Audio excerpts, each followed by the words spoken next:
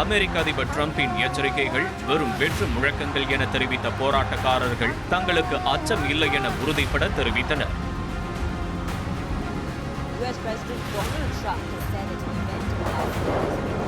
அந்த நாட்டின் உள்கட்டமைப்பு மற்றும் எரிசக்தி நிலையங்கள் மீது குண்டுகள் வீசப்படும் என எச்சரித்தார்.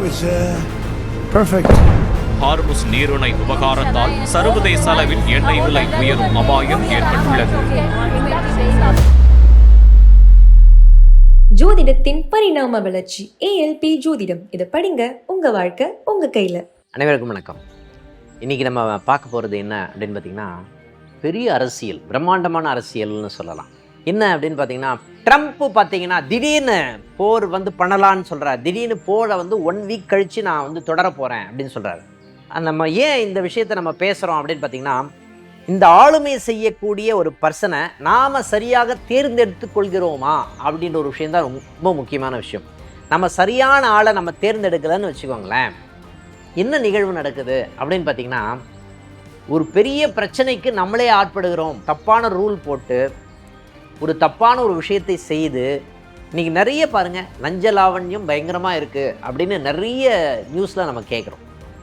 ஓகேங்களா? நம்ம செய்ய வேண்டிய ஒரு விஷயம் என்னென்னா, கரெக்டான பர்சனாக இருக்காங்களா இல்லையா எப்படி செக் பண்ணுவோம்? நம்ம அனலைஸ் பண்ணுறதுக்கு எல்லா கெப்பாசிட்டியும் நம்ம மக்களுக்கு இருக்குதுன்னு சொல்லலாம். இப்போ பாருங்கள், ட்ரம்ப்புக்கிட்ட உலகமே இருக்குதுன்னு சொல்லலாம். பாருங்கள், ட்ரம்ப்புக்கு எனக்கு சம்மந்தமே இல்லை. ஆனால் நான் ஒரு கேஸ் வாங்கிறதுக்கு நான் க்யூவில் நிற்க வேண்டிய சுச்சுவேஷன் க்ரியேட் ஆகிடுச்சு. ஏன் அந்த மாதிரி நடக்குது அப்படின்னா, ராங் பர்சனை நீங்கள் செலக்ட் பண்ணியிருக்கீங்க அப்படின்ற ஒரு நிகழ்வு அந்த மக்களுக்கு இருக்கா? இருக்குது. காரணம், அவருடைய ஜென்ம லக்னம் பாருங்கள். ஜென்ம லக்னம் சிம்ம லக்னம், லக்னத்திலேயே செவ்வாய். இப்போ அவருக்கு ALP லக்னம் போயிட்டுருக்கிறது மேஷ லக்னமாக செல்கிறதுன்னு சொல்லுவாங்க.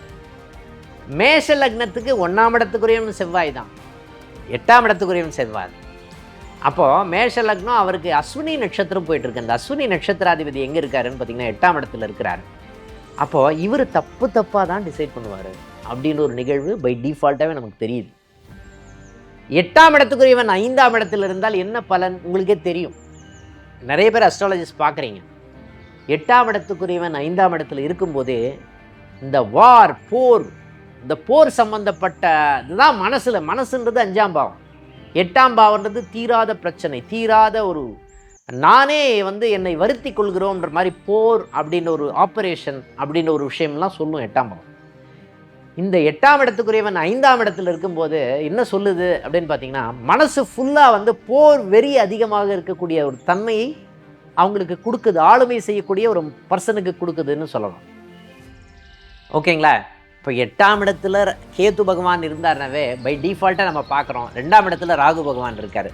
பாருங்கள், திடீர்னு அவர் என்ன சொல்கிறாரு, போர்னு சொல்கிறாரு. திடீர்னு என்ன சொல்கிறாரு, போர் இல்லை, 1 வீக் கழித்து போர் டிக்ளேர் பண்ண போகிறோம்.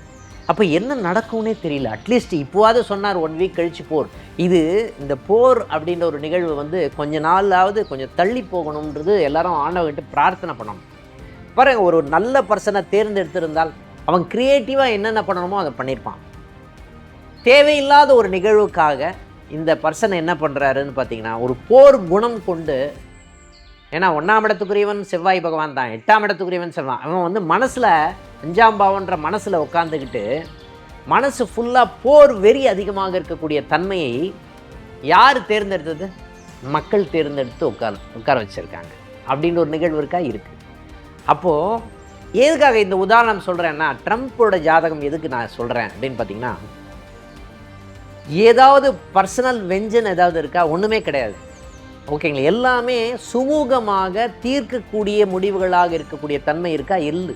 உட்கார்ந்து பேச முடியுமா? முடியும்.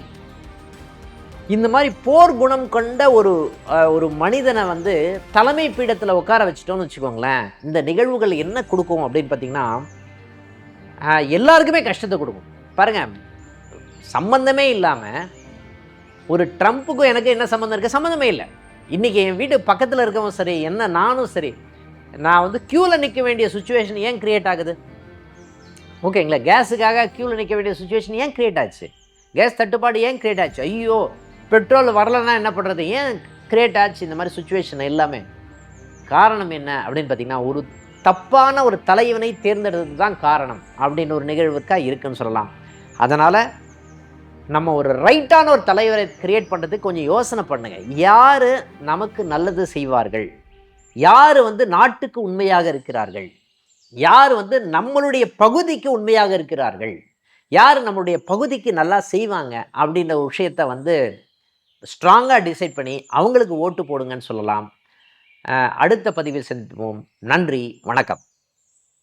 ஜோதிடத்தின் பரிணாம வளர்ச்சி ALP ஜோதிடம். இதை படிங்க, உங்க வாழ்க்கை உங்க கையில.